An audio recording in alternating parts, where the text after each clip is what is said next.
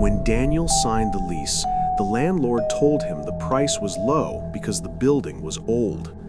That was the entire explanation. Daniel didn't ask questions. Cheap rent in a crowded city felt like a miracle, not a warning. The building stood squeezed between two modern towers like a forgotten book on a polished shelf.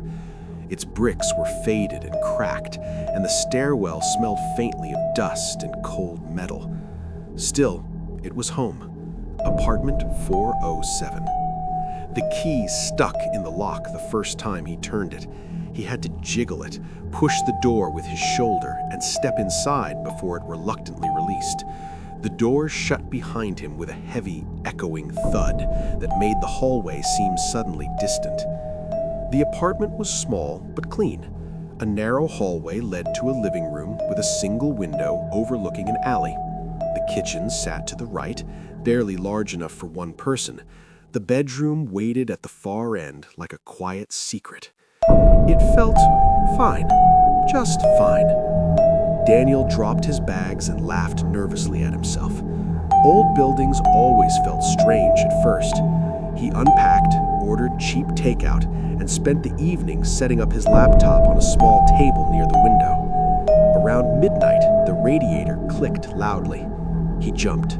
Then he laughed again. "Relax," he whispered to the empty room. The radiator hissed like it was answering him. The first night, Daniel dreamed he heard breathing. Not loud breathing, not human breathing. Slow, patient breathing, like the apartment itself had lungs. He woke up at 3:12 a.m. with his heart racing. The room was dark, except for the faint glow of streetlight leaking through the curtains.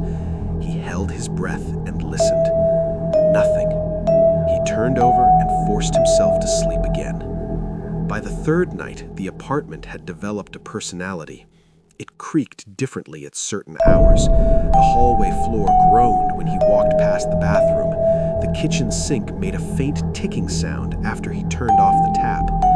These were normal sounds. Old pipes, old wood, old building. He repeated the words like a protective spell. Old building, old building, old building. But the breathing came back, always at 3:12 a.m. He woke up exactly at that time every night, heart pounding, ears straining. The breathing seemed to come from everywhere and nowhere, soft and rhythmic. Inhale, exhale, inhale, exhale. He checked the hallway, the kitchen, the bathroom. Nothing. The sound stopped the moment he left the bed. On the seventh night, he stayed perfectly still and didn't move. The breathing continued. And then he realized something. It wasn't in the room. It was inside the walls. Daniel laughed about it at work the next day, but the sound felt fake even to his own ears. Sleep deprivation made people imagine things. Everyone knew that. Still, he bought earplugs. That night, he woke up at 3:12 again. The breathing was louder. The earplugs lay on the nightstand. He didn't remember taking them out. The first real sign came in the bathroom mirror. Daniel was brushing his teeth when he noticed a faint handprint on the glass. It looked like someone had pressed their palm against the mirror from the outside. He stared at it. It wasn't dusty. It wasn't smudged. It was clear, perfectly defined, like condensation had formed around an invisible hand. His breath fogged the mirror as he leaned closer. The handprint was larger than his, and it was positioned too high. Someone taller had stood behind him. He turned around instantly. The bathroom was empty. When he looked back at the mirror, the handprint was gone. He started sleeping with the lights on. The landlord's office sat on the ground floor, a cramped room filled with folders and the smell of old paper. He tried to sound casual. "Who lived in 407 before me?" The landlord didn't look up immediately. He flipped through a document, then another. Tenant history isn't public information. "Was there an accident?" "No." "Someone move out suddenly?" The landlord finally looked at him. Everyone moves out suddenly. Daniel forced to laugh, but the man didn't smile. The breathing became louder each night. Sometimes it sounded closer to the bedroom door, sometimes right beside his bed, sometimes directly behind his head. Always at 3:12, always slow, always patient. 2 weeks after moving in, Daniel noticed the closet door was open when he came home from work. He always kept it closed. He was certain of it. Inside the closet hung only his clothes. Everything looked normal, except the air felt colder inside. He reached in and touched the back wall. It was ice cold. The rest of the apartment was warm. The radiator hissed behind him like a warning. He shut the closet door quickly. That night, he pushed a chair against it. At 3:12 a.m., the chair fell over. Daniel stopped sleeping. Coffee replaced meals. Dark circles carved permanent shadows beneath his eyes. His hands trembled when he typed at work. Still, he refused to leave. Cheap rent. He kept repeating the words like they mattered. Cheap rent, cheap rent, cheap rent. One night, the breathing changed. It stopped inhaling. For the first time, he heard only exhaling. Long, slow, endless, as if something inside the walls had forgotten how to breathe in. Daniel sat up in bed, shaking. "Hello?" he whispered. The exhale stopped instantly. Silence filled the room like thick smoke. Then, a knock came from inside the wall. 3 slow taps from the headboard. He screamed and ran into the hallway, slamming the lights on. The apartment stayed quiet, but he knew something had answered him. The next morning, he found the first note. It lay on the kitchen table in handwriting that wasn't his.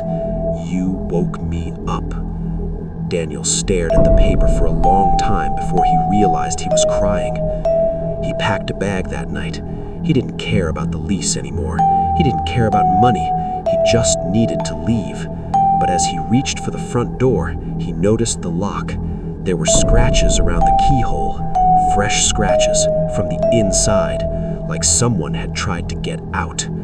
The breathing began early that night, 11:43 p.m., closer than ever, directly behind the bedroom wall. Daniel pressed his ear against it before he could stop himself. The warm air pushed through the paint. The wall felt soft, like skin. He screamed and stumbled backward. The breathing exhaled again. Another note appeared the next morning. "Please don't leave." Daniel didn't go to work. He sat in the living room staring at the walls, waiting for daylight to mean safety again. It didn't. At 3:12 p.m., the breathing returned. Daylight didn't matter anymore. The third note appeared in the bathroom mirror, written in condensation. "I was here first." Daniel called the landlord. "I'm leaving today." Silence filled the phone line. "You can't break the lease." "I don't care." "You signed the contract." "I said I don't care." The landlord sighed softly. "It won't follow you." Daniel froze. "What?" "You'll understand soon." The call ended. That night, Daniel didn't sleep. He sat on the floor near the door with his packed bag beside him. At 3:12 a.m., the bedroom door creaked open by itself. The breathing poured out into the hallway, slow, heavy, hungry. Footsteps followed, soft, dragging, uneven. Daniel watched the darkness move. It wasn't a shadow. It was darker than shadow, a shape without edges, a human outline made of absence.